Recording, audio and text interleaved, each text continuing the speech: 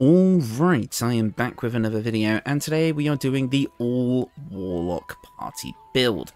This is a series where I take a single class and spread it out across the whole party, trying to make interesting builds using only that class.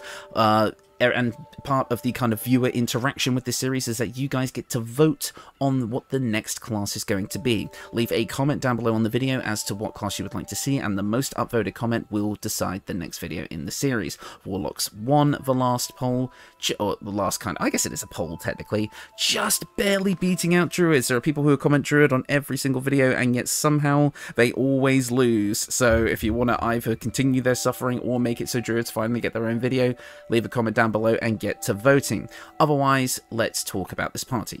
So, with Warlocks, specifically in this kind of experimental type of video idea thing that we got going on here, Warlocks are in a pretty unique position, because they actually get access to things that no other class in the game does, which can help make the builds differentiate, and Will has decided to just leave the video. You know what? He can stay over there for a minute. I'll continue talking. I tabbed out and clicked, and Will just decided, I'm going to go in that direction. Oh, this video is already a disaster. Anyways, so obviously Warlocks get a few extra things that allow, even though all of these party members are the same class, they do have different ways of making themselves stand out. That is through the Pact boons as well as the Invocations.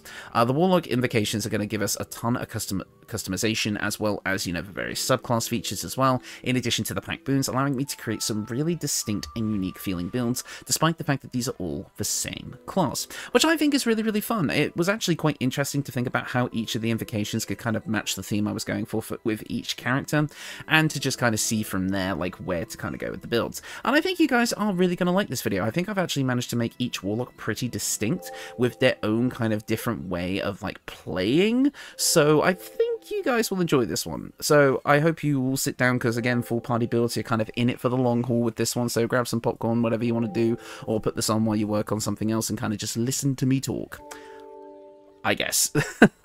Let's get into the builds.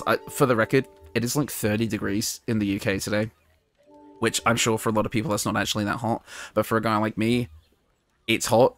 So if I make a lot of mistakes and I'm a bit delirious and I forget things, I'm sorry. Check the description, as I will leave any information that I missed down there. Anyways, let's get into the builds. Starting off, we have Will, who is facing the corner Blair Witch style. You know what? We're going to go with it.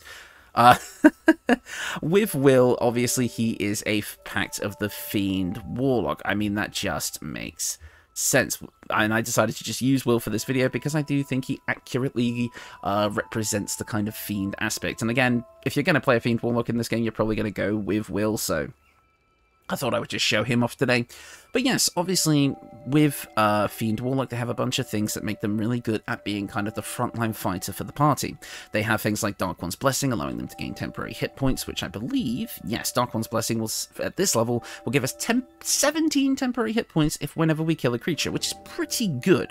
It also has access to things like Fiendish Resilience, allowing us to gain a resistance every short rest. I went for slashing resistance for my combat footage, because the things that I test against use, well, slashing damage. So it was a bit cheaty, but hey-ho.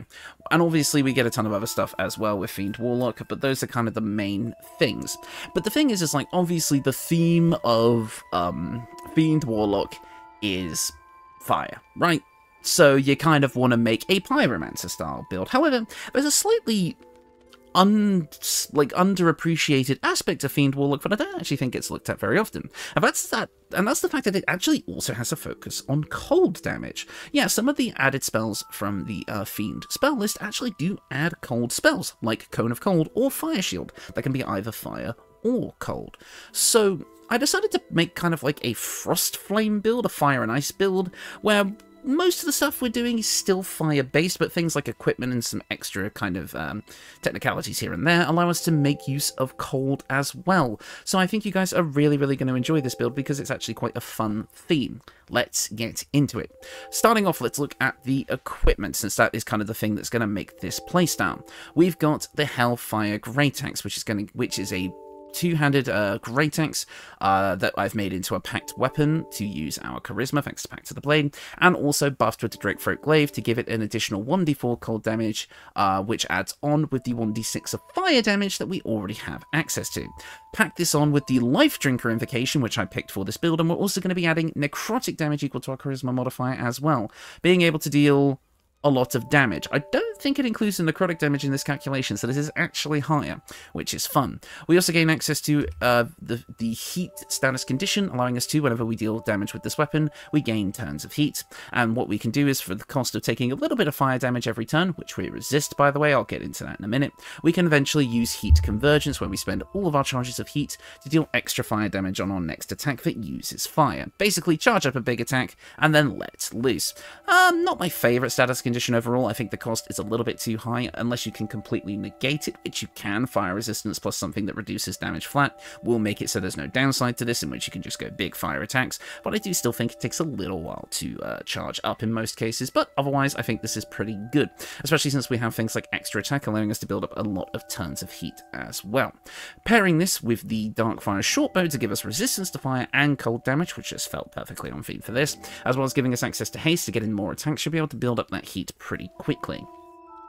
As well as you have the early game option of the Thermo Dynamo Axe, which kind of does the same thing but without the extra fire damage. And of course, you want the Drakethroat Glaive for that cold buff.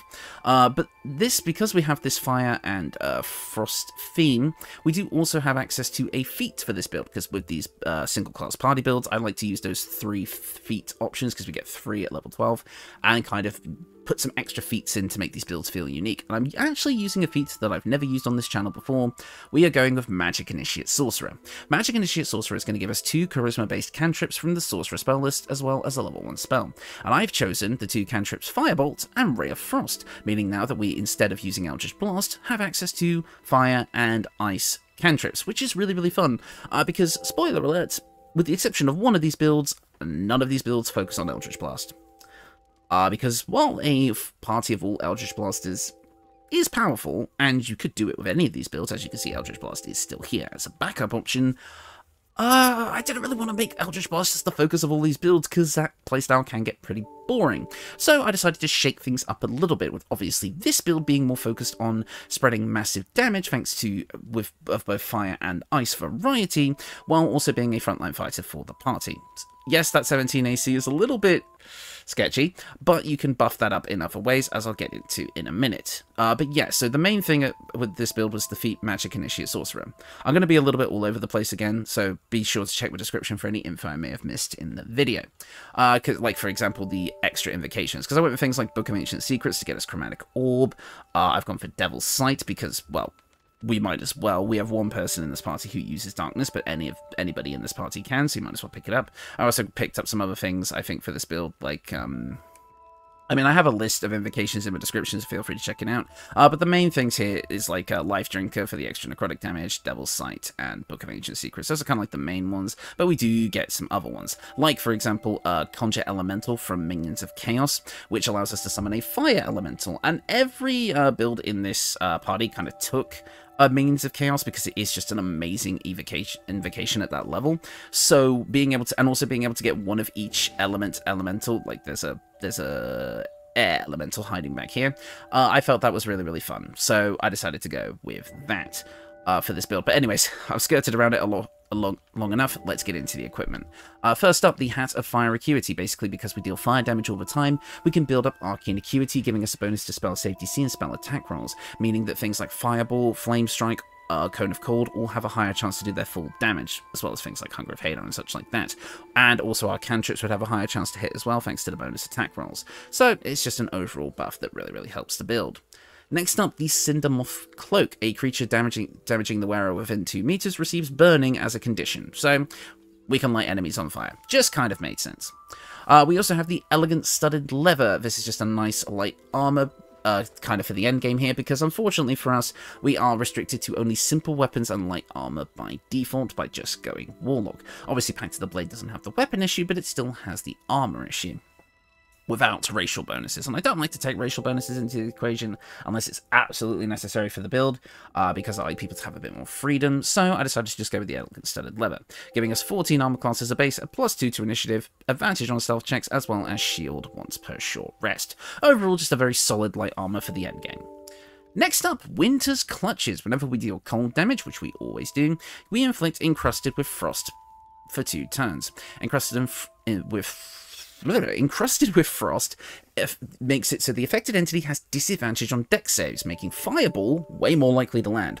And when there are 7 or more turns remaining, the entities must succeed a con save or take an extra d4 cold damage and become frozen. Now, this condition is removed by burning, but it's not actually removed by fire damage, so you can still stack this up while dealing fire damage to the same enemy.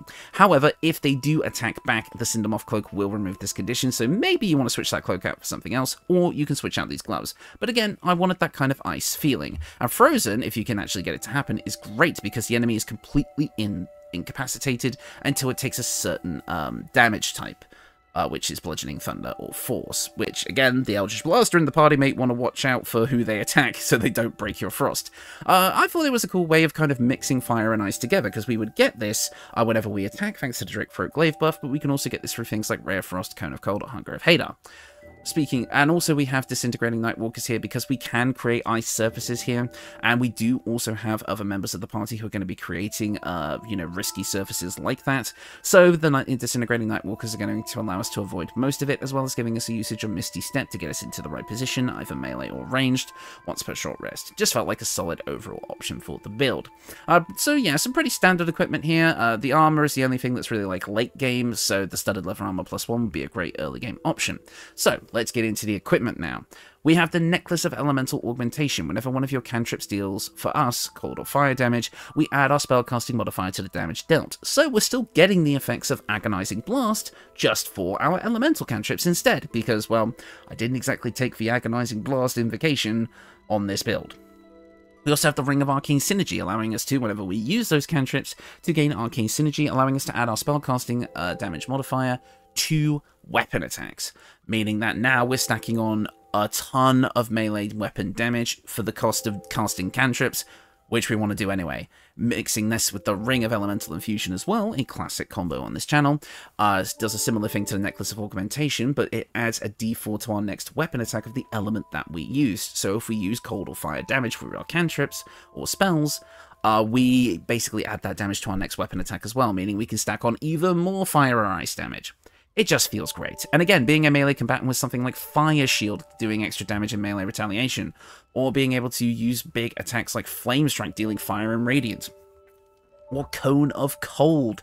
There's so many different options here to just make this build feel awesome. We even have Armour of Agathis here, giving us extra temporary HP and retaliatory cold damage, which I just love. There's so much to do here. Like I say, we get Chromatic Orb. We also have big damage spells like Blight and Circle of Death coming from our Mystic Arcanum. So you just have a ton of different options for damage in the battlefield. Again, the full list of all the invocations and such like that will be in the description below for those of you who want to look at them. So yeah, that is kind of the idea for this build. Just using our equipment and the kind of cantrips that we gain from Magic Initiate Sorcerer to just spread a ton of elemental damage, as well as being a pretty powerful frontline fighter. Yeah, the lower constitution and AC does look a bit dicey, but actually in my testing, thanks to things like Minions and Chaos and also being able to use the other party's abilities, this build isn't actually in as much danger, because of course, when we move on to our Goo Warlock here, who is posing for the camera, you go girl. Oh, never mind, she stopped. We do have a lot of battlefield control to help maintain our place on the battlefield, because of course, with Great One Warlock, we get a lot of psychic spells, so we're going to be doing some battlefield control. Let's get into it. So, Great Old One Warlock is going to give us a ton of stuff that I really, really like for this build. For starters, we're going to get a bunch of control spells. We're going to get things like Dissonant Whispers to frighten enemies, dealing psychic damage. We're going to get Slow, which is going to come from our Invocation here, which is just brilliant. Minions of Chaos again for our water elemental here. We're also going to get things like Eye Bite, Dominate Person, Hold Monster, as well as, because this is a Pact of the Tome Warlock, we're getting things like Haste, Animate Dead. We get things like Ivard's Black Tentacles, Fear, Hypnotic Pattern. We even get Guidance, which is great for being, you know, just a member of the party, as well as Vicious Mockery, which is going to be our Eldritch Blast replacer here, making it so that we give enemies disadvantage on the next attack roll, and we get to deal psychic damage, which is rarely resisted, as well as just getting to throw out insults at people. We're also going to be using, like I said, Hold Monster and Hold Person to be able to guarantee critical hits and lock down enemies that are going to affect the party. And leaning into the whole Cthulhu mythos thing, we're also going to be getting Crown of Madness, Ivard's Black Tentacles, Fear, a bunch of control spells, Eye Bite. It's just brilliant, as well as Banishment as well, Tasha's Hideous Laughter. This whole build is about battlefield control. We're also wearing clothing here, so I do have Armour of Shadows here to bump up our AC to a nice and steady 18. So, let's get into the equipment. Oh yeah, we need to short rest. 1 second. For our weapon, I've decided to go with Shadow Blade, because I found out something interesting. So Shadow Blade, normally you think, okay, it's actually a short sword. You need short sword proficiency to use this, right? But Warlocks don't get short sword proficiency. Oddly enough, Shadow Blade, despite being a short sword, is actually considered a simple weapon by the game, meaning that anybody with simple weapon proficiency, even if it's a very broad term in that sense, can actually use Shadow Blade, meaning that without any finagling or needing to use Pact of the Blade, Shadow Blade can be used by a Warlock by default. Now, of course, it's not the greatest thing in the world. For us, it is, you know, it's basically just a psychic damage weapon if we're completely out of options. It does take our concentration, so we are going to need to kind of use it when we're not using these other big concentration spells, which does kind of go against the point of the build. But since this build is not actually focused on frontline attacking, just kind of having Shadow Blade as like a thematic option felt pretty fun. You can throw anything you like in this slot, but when I thought of like the idea of, oh, well, Shadow Blade could work, and also pointing out this kind of like exception to the rule here when it comes to weapon proficiency, I thought I would just show it off. But again, throw whatever you like in this slot. I just felt like if you're out of spell slots for whatever reason and you just need a method of dealing damage that isn't Eldritch Blast or Vicious Mockery, then here you go. Why not? But that's not the focus of the build. The focus of the build is the rest of the equipment and like the invocations and such like that. For the feat for this build, I went with Alert. We have a lot of battlefield control spells that we want to set up right at the start, so making it so that we get a +5 to initiative and cannot be surprised just made sense to me. We're also going to get things like Beguiling Influence. Again, we have an influence over people's minds. It makes sense to have proficiency in Deception and Persuasion. Devil's Sight, again, very important. We also come with Mortal Reminder, meaning that whenever we land a critical hit against a nearby creature, they must succeed a Wisdom save or become frightened. Very fun. Pact of the Tome, like I said, giving us a bunch of different things. As well as, like I say, we get Psychic Reflection and Psychic Resistance.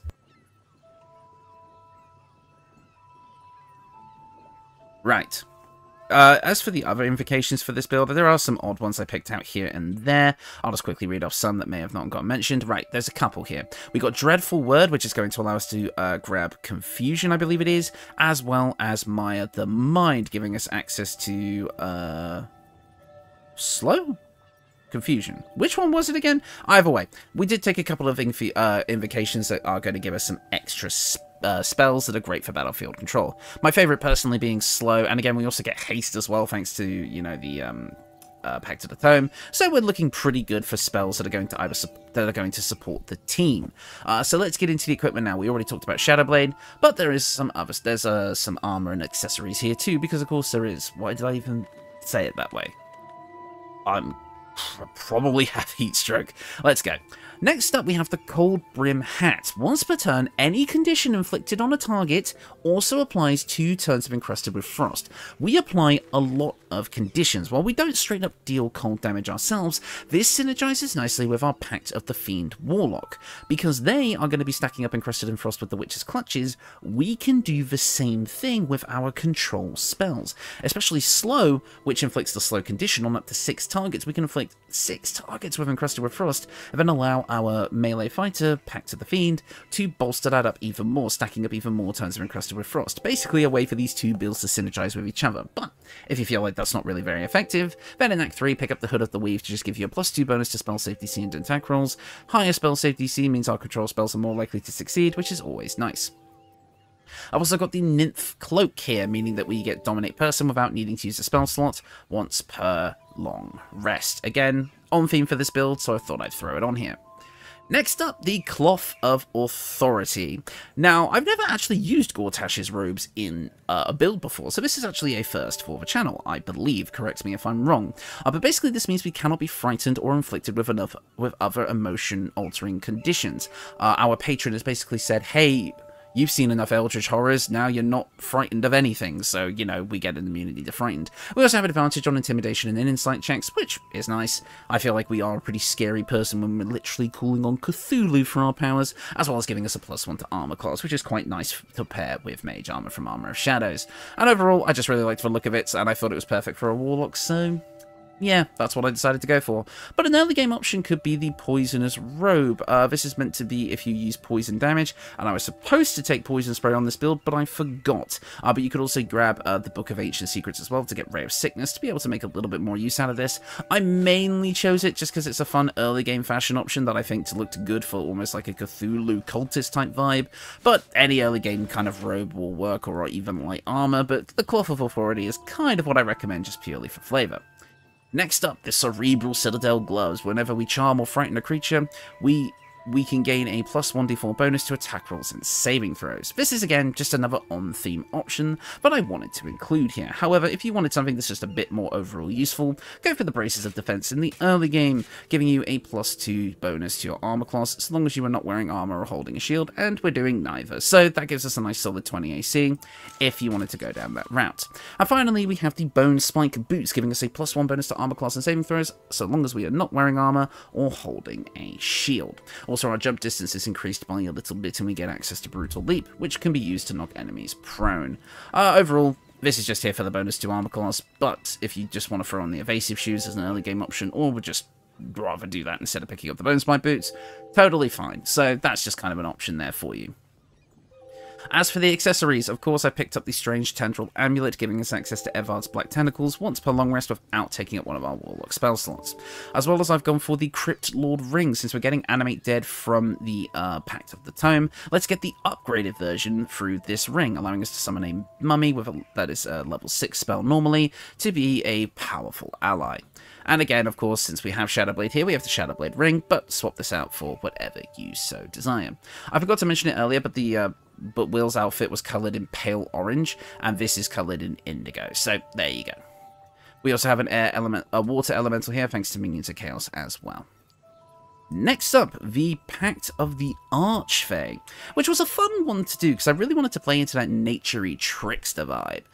We get a bunch of cool stuff with the Fey Pact, mainly Fey Presence, allowing us to charm or frighten nearby foes once per short rest, as well as we gain access to Misty Escape. Meaning that whenever we are attacked once per short rest, I believe, we can spend our reaction to basically turn invisible, and then we can Misty Step on the next turn, although it will break our invisibility. So I decided to play on that. I've gone for like kind of trickstery fey spell choices here, as well as invocation choices, such as Warm with Shadows to turn invisible as long as we are lightly or heavily obscured. I've also gotten things like the Blink spell, as well as Greater Invisibility, Hold Monster again, Flesh to Stone, Plant Growth, Polymorph, Invocations, Speak with Animals, Fairy Fire, Sleep, Charm Person, Mirror Image, as well as this being a Pact of the Chain Warlock. Again, Archfey, Chain, kind of made sense to me. So with Find Familiar, we're going to be able to summon an Imp or a Quasit in addition to the usual Find Familiar stuff, and they also gain extra attack at level 5. Yes, Pact of the Chain is still bad, but hey, I wanted to show it off in this video because it just made sense to do so. So yeah, the whole kind of point of this build is to kind of be able to manipulate the battlefield in other ways from the standard. So again, we have things like Plant Growth, as well as being able to kind of, you know, do Flesh to Stone and such like that. Being able to charm or frighten others is great. Bestow Curse as well is also really good for being able to lock down single enemies. Polymorph is fun. Plant Growth is fun. Gaseous Form as well, again, kind of another trickstery spell. But I did also want to focus on the invisibility and teleporting side of things. So I did get Invisibility, Warm with Shadows, Greater Invisibility, Misty Step, and Dimension Door 2. Basically just allowing us to kind of use all the different kind of trickstery things to be able to move around the battlefield silently. And also this build is kind of our infiltrator, because again, we have stealth, as well as things like invisibility to be able to just kind of get through a lot of different situations. So we've got a frontline fighter, a battlefield controller, and another battlefield controller, but also does stealthy rogue type things. Hey, so long as it works. Also, we do have access to a bunch of cool things through our equipment, so let's get into that. Oh, but before we do, I need to talk about the feat that I took for this build, which is the Lucky Feat. Now, Luck and Fey kind of go hand in hand anyway, but because we are using our summons, specifically from our Pact of the Chain, as well as our Minion of Chaos, because of course we do, being able to use Lucky to essentially re-roll attack rolls that would be going for our familiar felt like it made sense, but also, of course, you're not really going to use it on your familiar, are you? Because that would be a waste, because, you know, Pact of the Chain is bad. So use this on your allies or your summon from Minion of Chaos instead. It just felt appropriate, so I decided to go with it. But yeah, Pact of the Chain really, really needed to be buffed. Anyways, let's get into the rest of it. So, let's get into the equipment. Obviously, I will point out the elephant in the room. Yes, that 15 AC does suck. I decided to go for a bit more constitution with this build, just to kind of see how the HP would work out. But if you want to bump up your dexterity instead to something a little bit better, you absolutely can. Okay, rant over. That's the only thing these builds all do suffer with. They either have to take a hit to their concentration saves or their AC, and there's not really a lot of ways to get around that without really specific equipment stuff, which would have been very boring to kind of go over. So again, maybe if you're running these builds, you might want to patch up those issues, which you can do. I just didn't. Anyways, so first up, our weapon, the Caitiff Staff, or the Caitiff Staff, which I don't think I've ever shown off, which is strange, because I keep forgetting about it. This is a staff that gives you a +1 bonus to spell save DC and spell attack rolls. Nice. It's a +2 staff, okay, but it comes with Caitiff's Restoration. Once per long rest, replenish an expended Warlock spell slot specifically. I mean, hell, effectively 4 Warlock spell slots per long rest is pretty good. I quite like it. I mean, I usually include the Spellcrack's Amulet on Warlock builds just to give us that extra spell slot, so why not get it in the form of a staff? And also because we're kind of going for that almost like nature-y druid vibe with this build, getting a quarterstaff did make sense. But for the other game, you could use Melf's First Staff, giving you access to Melf's Acid Arrow, as well as the same buff as a +1 bonus to spell save DC and attack rolls. Just a nice early game staff that I think works well for a build like this. So yeah, but you can upgrade to the Caitiff Staff later on. Next up, the Shadow of Menzoberranzan. I'm pretty sure that's an important dude. That name sounds familiar. Anyways, this gives you Shrouded in Shadow, allowing you to become invisible for 2 turns once per short rest. I was kind of running out of equipment that could be used at this point, so I just kind of wanted to show off something I don't think I've ever really shown off on the channel before, as well as something that felt on theme for the build, a little bit of extra invisibility. But in the late game, you could always just upgrade to the Mask of Soul Perception, giving you a bonus to attack rolls, initiative rolls, and perception checks, as well as detect thoughts, which feels on theme for a build like this. I guess detect thoughts, Fey, they kind of do that sort of thing, so the Mask of Soul Perception would work nicely here. Next up, the Cloak of Displacement. At the beginning of the wearer's turn, the cloak activates, granting enemies disadvantage on attack rolls that target you until you take damage, and then it kind of goes back to working again on your next turn. Again, trickster type of Fey build that kind of bends in and out of reality, basically making you blurry and harder to hit. Made sense to me. Next up, the Armour of Landfall. Yes, this is meant for Circle of the Land Druids, but we can actually gain pretty much the full benefit of it here. We get a +1 bonus to our spell save DC, which is always nice, as well as whenever we start our turn on a plant growth surface or vine surface, we regain 1d4 hit points. We also have advantage on Constitution saving throws, allowing us to maintain concentration a lot easier, as well as also gaining access to the spell Plant Growth once per short rest without the need to use a spell slot. So technically taking Plant Growth here was completely pointless, but hey-ho. So yeah, Plant Growth basically makes it so that all creatures moving through the weeds have their movement speed quartered, which is nice. As for the accessories, we have the Corvid token, because I felt like it made sense for this character, who kind of, you know, summons creatures and such like that, to be able to turn into one themselves, a bit like a diet druid wild shape. Basically, we always have Featherfall, but we can also polymorph into a dire raven, which is nice. Next up, the Ring of Blink, giving us a usage of Blink once per long rest without needing to spend a spell slot. Again, Blink is a very, very fun spell, so I wanted to show it off here. As well as we have access to the Keepsake Ring, allowing us to cast Dominate Beast once per long rest without using a spell slot. Again, felt like it was on theme for the build, but you can swap this out for whatever you want. It's not 100% necessary. And finally, an early game armor option would be the Spider Silk armor, giving you a +1 bonus to stealth checks, which makes sense for the kind of invisibility stuff we have going on here, as well as it keeps that advantage on Constitution saving throws, which we got from the Armour of Landfall, which is always nice. This whole armor set is coloured in the sage green dye, by the way. So, yeah. Overall, I will say this probably isn't my strongest build, but when it actually goes together with these builds, it does actually work. You're basically able to keep yourself out of danger 99% of the time, thanks to all of the kind of trickstery abilities we have here, the battlefield control and enemy control that we get from things like Plant Growth, which doesn't use our concentration, and things like Polymorph, which are just fun, and Hold Monster, which is also great, plus the ability to help out with things like Dimension Door and greater invisibility, and also being able to be kind of the animal speaker of the party. I think this build does work out quite nicely overall. And again, our damaging cantrip here is Poison Spray, which was supposed to be on the other build. I don't know. This video is all kinds of scuffed, but you know what? I'm rolling with it.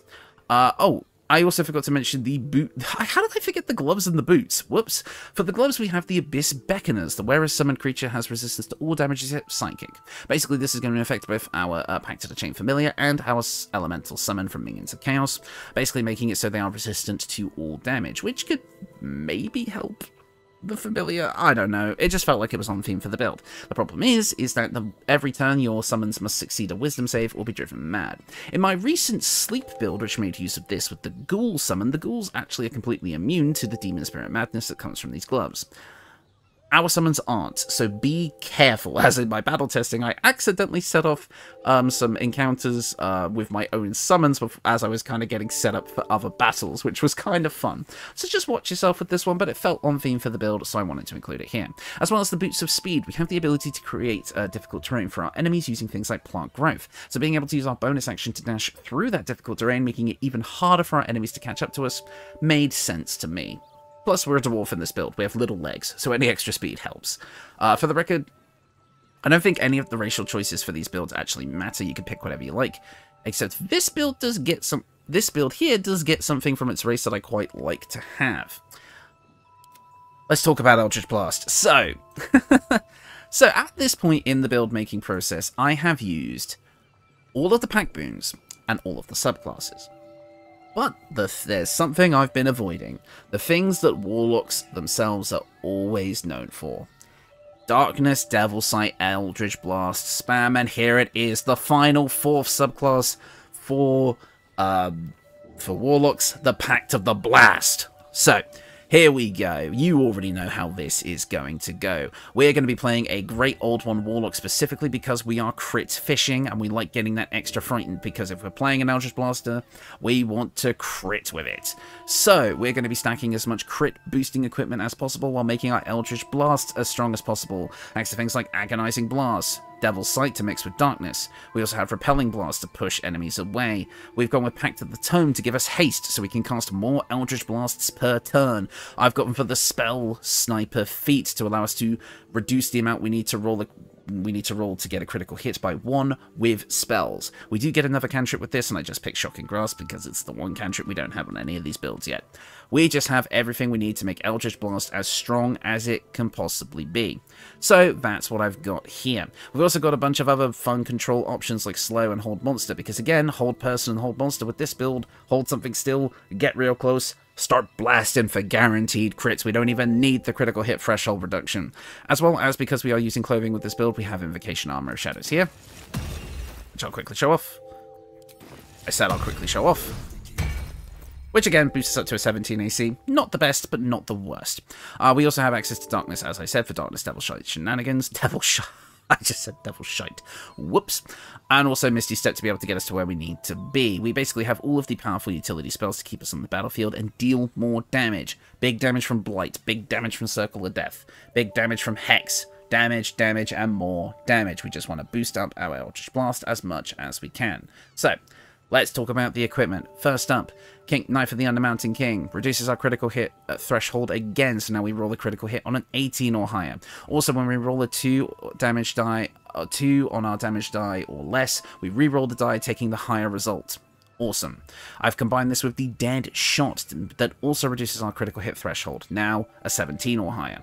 We also can use it Well, no, we can't. We're not proficient with it. Don't use it. It's just here for the crit buff.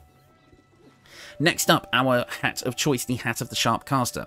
Whenever you roll a 1 or 2 on a damage die for a spell attack, that die is rerolled once. Between this and the Knife of the Undermountain King buff that does a similar thing, we're always going to be rolling high on all of our Eldritch Blast casts.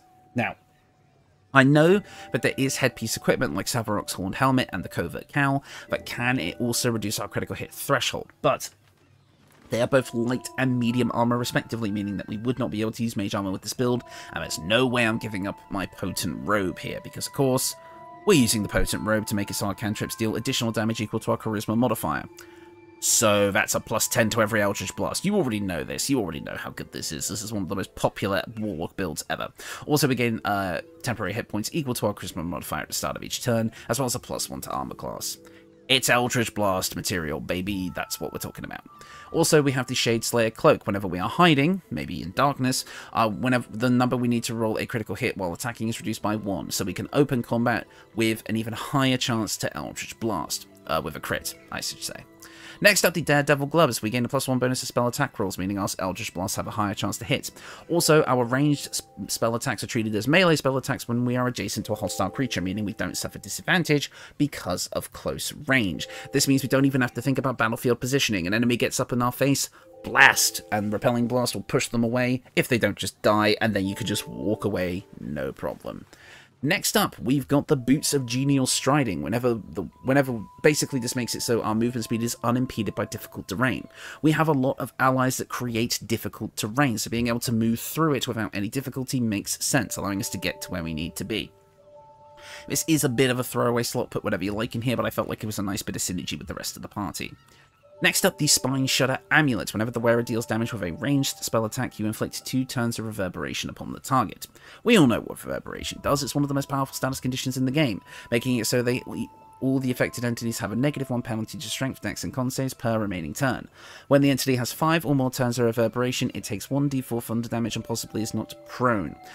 So basically what this is going to do, that means if we target a single enemy with 3 Eldritch Blasts, they're instantly going to trigger the full reverberation, get knocked flat on their ass, and also take an additional d4 of thunder damage. More Eldritch Blast damage. Always great. As well as the Killer's Sweetheart. After we kill an enemy, we can basically bank a reaction, but allows us to make an attack roll of our choice a guaranteed crit. Guaranteed crit. More Eldritch Blast damage. You know how we roll. We roll 20s. Because we're critical hitting. A lot. Now, next up, the Risky Ring. You want to be able to crit more often. Make it so you get 2 chances to crit with every attack roll, giving us advantage on all attack rolls but receiving disadvantage on saving throws. We don't care about saving throws. We kill everything before it can even get a saving throw off on us.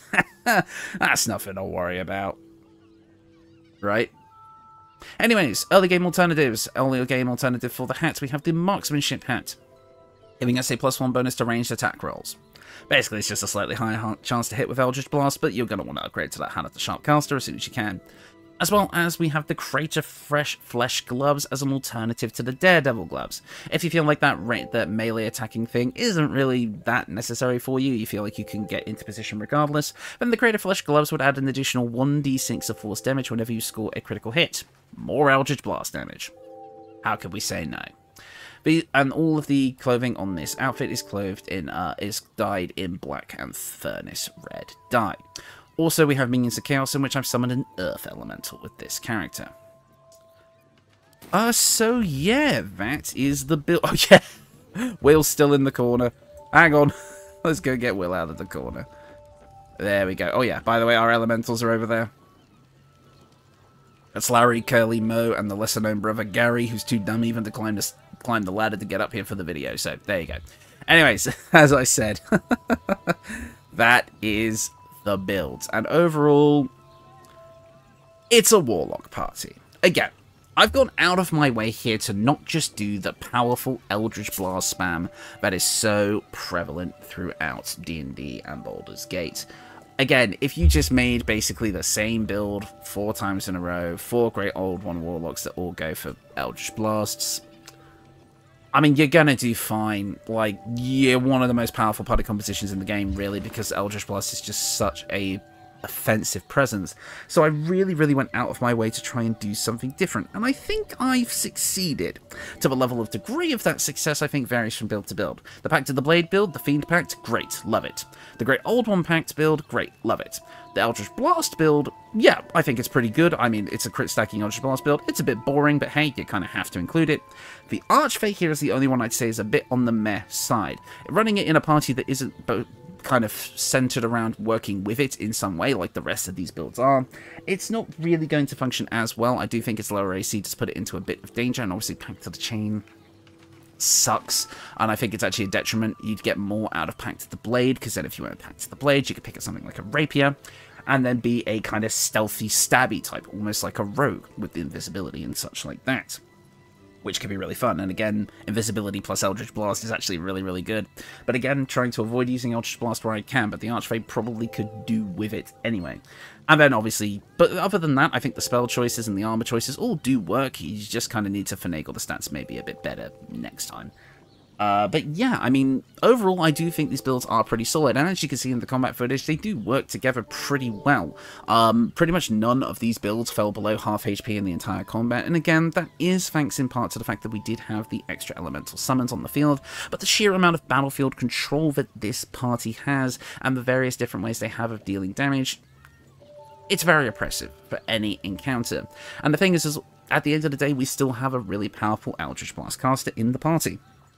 So, I mean, they're just able to do whatever the hell they want. They like, you can see they still do the most damage out of anyone in this party. It's just the other builds have a bit more interesting theming to them.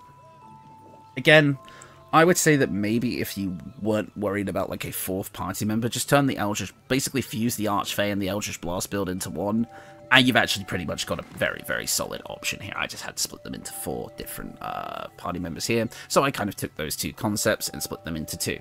So if you were doing this as just a 3-person party build, do the Pact of the Blade and the Great Old One all look the same, but kind of take the Archfey class and just make it an Eldritch Blast build. There you go. That's how you do it, because invisibility plus Eldritch Blast, like I said, really, really good. Anyways, this combat footage is very, very long, so I'm probably not going to be able to do enough ranting and raving at the end here to kind of make it all kind of stretch out, but I'll try. I will say thank you kind of for your support here. The channel's been doing great lately. It's actually on a bit of a resurgence. I've had, like, basically my past 3 videos or so. Pretty much every video I've made since I think I made the Storm of Vengeance has actually performed really, really well. The Return of the Psionic Warrior went down really well. The Sleep build went down really, really well with you guys. I mean, every video I've worked on at the moment has done really, really well. Subscribers are on the rise. We're now at 9,200, which means we're really getting close to that 10k goal. In fact, if we continue at the pace that we're on, we will probably hit 10k in 7 to 8 weeks, which is insane. That would be crazy to be able to hit that basically, what, in a couple of months during the summer? That would be freaking awesome. And I will say, I apologize, because I don't know which day this video is going to be uploaded on. I didn't really have time to work on videos that much this week, and considering it's already quite late, in fact, it's actually 40 minutes from when I would normally upload a video on the Wednesday, this probably went up tomorrow, Thursday, which means this video was delayed by a day, and I sincerely apologize. But I will admit, I have been taking my mental health into consideration a bit more, and with the heat and just, you know, again, all the stuff I'm having to do at the moment in my personal life, I was just like, you know what? I'm going to just kind of make videos when I feel like it. You're still going to be getting 3 videos a week, don't get me wrong, that's not going to change, but the days when those videos pop up may vary here and there. They may come a day early, they may come a day late. It's all just kind of going to depend on what I got going on that day, because I'm a busy guy at the moment. I've got a lot going on. Same goes for the live streams. We're going to be back to... I took the weekend off of live streaming last weekend, just to kind of spend some time with friends and family and kind of recuperate a bit. And you guys were really supportive of that, so thank you. We are going to be returning to live streaming this weekend. I'm going to do a deity build for Friday, and then we're also, which we came up with last stream, and then we're going to do another deity build stream after that, with some time for the Pokemon run afterwards, if we don't take too long.